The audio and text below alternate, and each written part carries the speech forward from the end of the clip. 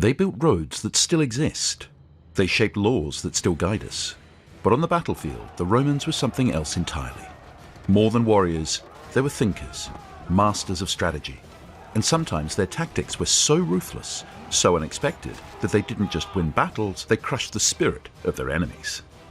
This was an army built on discipline, fear and precision, an unstoppable machine that didn't just fight harder, but smarter.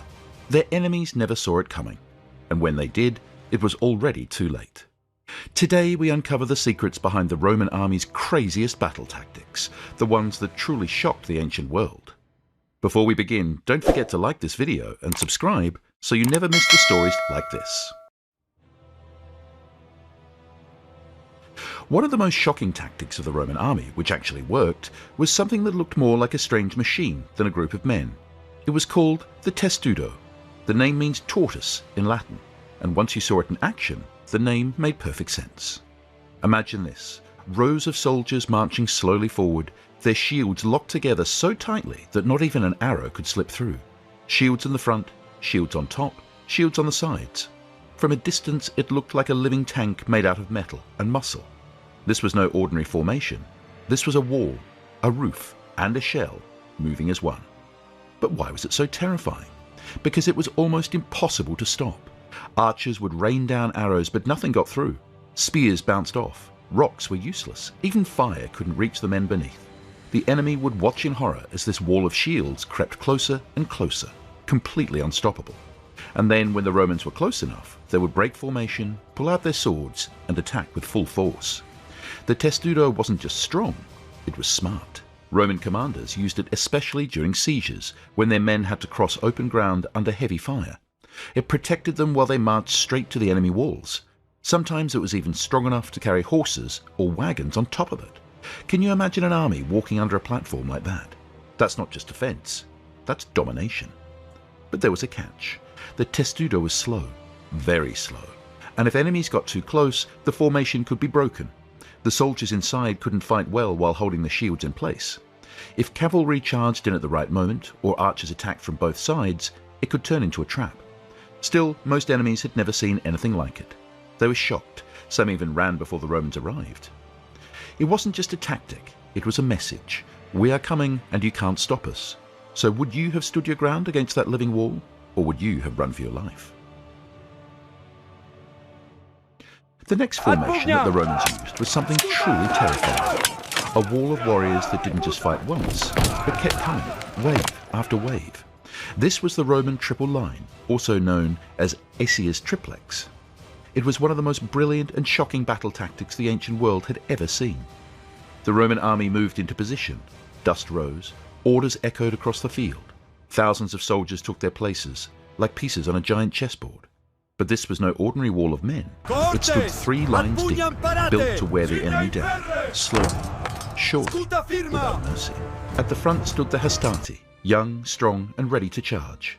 Behind them stood the principes, older and more experienced. And in the back, the triarii, seasoned veterans, calm and silent, waiting for the right moment. 3 lines, 3 chances, 3 levels of fury. But what made this tactic so deadly? It wasn't just the strength, it was the timing. The battle didn't start with everyone charging at once. First, the velites, light soldiers, would rush forward, throw spears, shoot arrows, and then slip back through the gaps between units. Then the hastati charged. If they couldn't break the enemy, they retreated through the gaps. Still no victory? The triarii stepped in. When the triarii moved, it meant things were desperate. Romans even had a saying for that. It has come to the triarii. It meant that the situation was critical. But even then, the army didn't panic. The system was built for pressure. Soldiers swapped in and out like clockwork, never letting the enemy rest. Can you imagine standing against that? Just when you thought you'd beaten the front line, another came forward, fresh, organized and ready to kill. Then another, and maybe even another. And the best part? The formation could adapt. It worked on flat ground, in hills, and in forests. It didn't matter. The Romans always had a plan, and because of the gaps between units, they could move, retreat, and reform without chaos. It was like a machine, a human war machine. The wedge was one of the most feared formations of the Roman army. It looked like a triangle made of soldiers, narrow at the front, wide at the back. But this was not just about shape. It was a weapon in itself, a weapon made of men, shields, swords, and unstoppable force. Roman commanders used it when they needed to break through enemy lines. When the enemy stood in a solid wall, shoulder to shoulder, thinking they were safe, the Roman wedge would strike, fast, hard, and sharp. The soldiers at the very front of the wedge were the strongest and most skilled. Their job was to hit first and hit hard. Behind them, more soldiers pressed forward, row after row. The weight of the formation kept pushing. The front didn't stop. The sides spread out and widened the gap. It was just like a wooden wedge splits a log. The Roman wedge split armies. It was used in battles where breaking the enemy's line was the key to victory. At the Battle of Pindar in 168 BC, Roman wedges smashed into the famous Macedonian phalanx. The enemy line, once known as unbeatable, was torn apart. At the Battle of Watling Street, when the Romans were outnumbered by Boudicca's rebel army, the wedge helped them win. After stopping the enemy charge with volleys of spears, the Romans formed into wedges and advanced. They didn't just hold the line, they broke through it. The wedge wasn't just effective, it was shocking. Enemies didn't expect it. Most armies fought in flat, straight lines. They relied on numbers, hoping to crush their opponents with weight alone. But the wedge ignored numbers. It used precision and pressure. It didn't meet the enemy head-on. It cut them open. One moment, the enemy had a solid front. The next, it was split in half, with Romans pouring in from the centre. Confusion followed. Soldiers didn't know whether to fight, flee, or try to regroup. And while they hesitated, the wedge kept moving forward. It wasn't loud, it wasn't flashy, but it was deadly. The Roman army had excellent tactics even in the water. One of the most surprising and shocking inventions was the Corvvis, a heavy wooden boat boarding bridge that turned ships into battlegrounds. The word Corvus means crow or raven in Latin, and the name came from the sharp iron spike at the tip of the bridge, shaped like a bird's beak. But this was no decoration. It was designed to bite deep into enemy ships and hold them in place. In the early days of the First Punic War, Rome had almost no experience at sea. Carthage, on the other hand, had a powerful navy and fast, well-trained crews. Rome had to find a way to fight on the water without relying on sailing skills. Their answer? Turned sea battles into land battles. The Corvus was about 11 meters long and just over a meter wide. It was mounted on the front of the ship and controlled by ropes and pulleys. When an enemy ship came close, the Romans dropped the bridge. The sharp spike slammed into the enemy deck, locking the two ships together. Then Roman soldiers, trained for land combat, ran across the bridge and began fighting hand to hand. Carthaginian sailors didn't expect this. They were masters of sea movement and speed, not close combat. Suddenly their biggest strength, mobility, was useless. Once the Corvus was in place, the Roman legions treated the enemy ship like a battlefield. At the Battle of Mylae in 260 BC, the Corvus helped Rome win its first major naval victory. 30 Carthaginian ships were captured. The crews had no way to escape the brutal Roman attacks. At the Battle of Ecnomus in 256 BC, the tactic worked again. Despite Carthage's superior speed and manoeuvring, they lost over 90 ships. Roman soldiers used the Corvus to board, fight, and dominate. The enemy was shocked. A naval war was supposed to be about speed, wind, and ships, but the Romans changed the rules. They brought swords, shields, and discipline onto the sea. Still, the Corvus had flaws. It was heavy. It couldn't be used in rough seas, and over time, as Roman sailors became better trained, it became less necessary. But for a short time, this strange, brutal bridge gave Rome control of the waves and turned fear into victory. Figned Retreat is a classic among battle tactics, but the Romans and their enemies learned just how dangerous it could be. At first glance, it looks like a loss. Soldiers turn and run, the enemy cheers and chases, but it's all part of the plan. In a feigned retreat, a force pretends to break and flee. The goal was to draw the enemy forward, making them overconfident and disorganized. And then, when the time is right, the retreating force stops, turns, and strikes back. This tactic doesn't just take courage, it takes discipline. Soldiers have to pretend to lose without actually losing control. When done right, it's devastating. The Romans first experienced this in 262 BC during the First Punic War near the city of Agrigentum in Sicily. The Carthaginian general, Hanno, ordered his Numidian cavalry to engage the Romans, then quickly fall back as if they were defeated. The Romans believed the trick. Their cavalry chased after the retreating horsemen, fast and eager to finish them. But what they didn't know is they were heading straight into a trap. Hanno's main army was waiting. The Roman cavalry was ambushed and suffered heavy losses. The shock wasn't just in the defeat, it was in the deception. Another brutal example happened far from Rome. In 221 BC, The Greek commander, Xenoetas, fighting for the Seleucid king Antiochus III, marched against the rebel Molon in Media. Molon pulled back, pretending to retreat. Xenoetas crossed the river thinking victory was near, but his army became relaxed, many even drinking and resting. Then Molon's troops returned, fast and deadly. Xenoetas was killed and his whole army was wiped out. Even Rome's enemies used the tactic well. The Lusitanians in Hispania were experts. in 153 BC, Their leader, Caesarus, used a false retreat to crush a Roman army under Lucius Mummius. Later, the famous Lusitanian commander Varathus would use the same move to outsmart Roman generals again and again. So why did this tactic shock the enemy? Let's say because it played with their minds. It made them believe they were winning right before they walked into disaster. It turned pride into panic and strength into confusion. Romans, under the command of Julius Caesar for a time, pulled off one of the most shocking and ambitious siege tactics in ancient history. it happened in 52 BC. At a place called Alesia, the Gallic leader, Vercingetorix, had taken refuge inside the fortified hilltop town with thousands of warriors. Most generals would have tried to storm the place, but not Caesar. Instead of a direct attack, Caesar chose patience and engineering. First, he ordered his legions to surround Alesia completely. He wanted no one to get out and no help to get in. To make that happen, he built a massive line of fortifications. This was called a circumvallation. It stretched for 16 kilometers. That's 10 miles of ditches, wooden walls, towers and traps completely circling the enemy. 23 towers stood along the line, packed with Roman archers and slingers ready to strike if the Gauls tried to escape. But Caesar didn't stop there. He knew Vercingetorix had sent riders out to call for reinforcements, so Caesar built another line of fortifications facing the other way. The second ring was called a contravallation.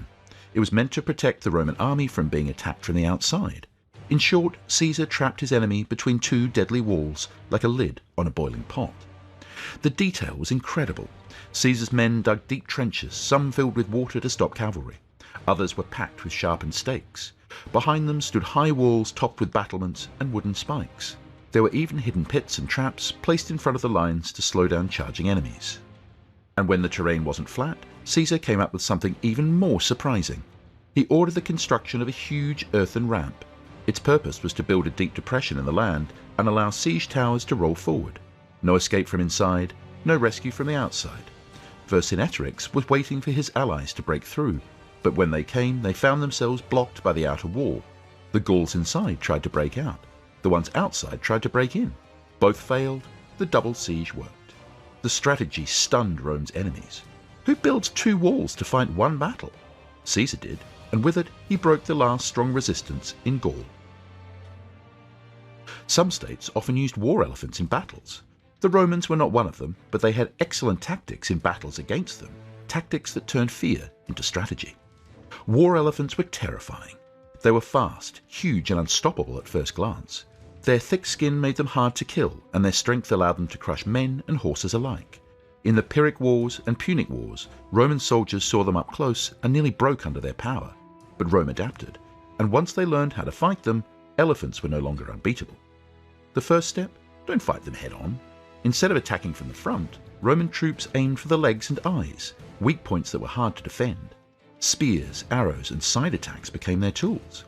Soldiers waited for the right moment, then struck fast and moved aside. Next, they opened gaps in their formations. Rather than let the elephants crash through tightly packed lines, they created narrow passages. When the animals charged, they passed straight through without destroying the whole army, and once they were behind the main line, confused and exposed, the Romans attacked from all sides. They also used the elephants' fear against them. As powerful as they looked, elephants were still animals, and animals can panic. One of the strangest tactics the Romans used involved fire pigs. Yes, actual pigs covered in flammable pitch or tar, then set on fire and released towards the charging elephant. The sound of the pigs squealing in terror, combined with the sight and smell of flames, was enough to drive the elephants mad with fear. In their panic, they often turned around and ran straight back into their own lines, trampling soldiers and causing chaos. It was a brutal, horrifying trick, but it worked. To stop charges before they started, the Romans dug trenches and placed sharp spikes in the ground. These obstacles blocked the elephants or injured them before they could do any damage. 2 battles proved that these tactics worked. At the Battle of Benvenuto, in 275 BC, the Romans defeated Pyrrhus of Epirus using open passages and side attacks. Pyrrhus had won, but lost so much that he said, "One more victory like this, and I'm finished." At the Battle of Zama, in 202 BC, the Romans under Scipio left gaps in their lines. Hannibal's elephants charged, missed their targets, and ran back into the Carthaginian army. That chaos helped Rome win and end the Second Punic War. Roman enemies were truly shocked by how much control the Roman commanders had over their own soldiers. It wasn't just about weapons or formations, it was about discipline. And one of the harshest, most terrifying tactics the Romans used to keep their legions in line was called decimation. Decimation meant killing 1 out of every 10 soldiers in a unit chosen by lot. It didn't matter if a man had fought bravely or not. If luck turned against him, he died.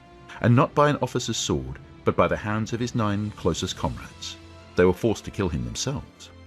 The punishment was used in extreme cases: mutiny, desertion, or cowardice. Roman generals knew that fear could be a powerful weapon. If one man fled in battle, it could spread panic, so they made sure that no one would dare. The price was too high. The process was brutal. The unit was divided into groups of 10. Each group drew lots. The unlucky one was then clubbed or stabbed to death by the other 9. After that, the survivors were punished further, reduced rations, sometimes only barley instead of wheat, and sleeping outside the safety of the camp. Their shame was complete, but so was the message. This tactic wasn't used often, but when it was, it sent a wave of fear through the ranks and through enemy armies. Roman soldiers might have feared death in battle, but they feared failure even more. They knew that their greatest danger might come from their own side if they broke ranks or disobeyed orders. One of the most famous examples was during the Third Servile War. When Roman general Crassus failed to defeat Spartacus, he blamed his own soldiers. To teach them a lesson, he ordered a decimation. Hundreds were killed, not by the enemy, but by their own brothers in arms. Mark Antony used it too. After a disastrous defeat in Media, his soldiers had lost their courage, so he punished them the Roman way. And long before them, even early Republic generals like Appius Claudius had used the same tactic to force discipline during the Volscian Wars. Enemies who heard about it couldn't believe it. Soldiers killing each other by order? But that was what made Rome so powerful. It showed how far they were willing to go for order, control, and loyalty. Which of these Roman tactics do you find the most shocking? The Roman army mastered war not just with strength, but with strategy, and often with terrifying creativity. Have you heard of any other military tactics that push the limits like these? Share your thoughts below, and let's keep exploring the genius and brutality behind the armies that shaped history. See you in the next one.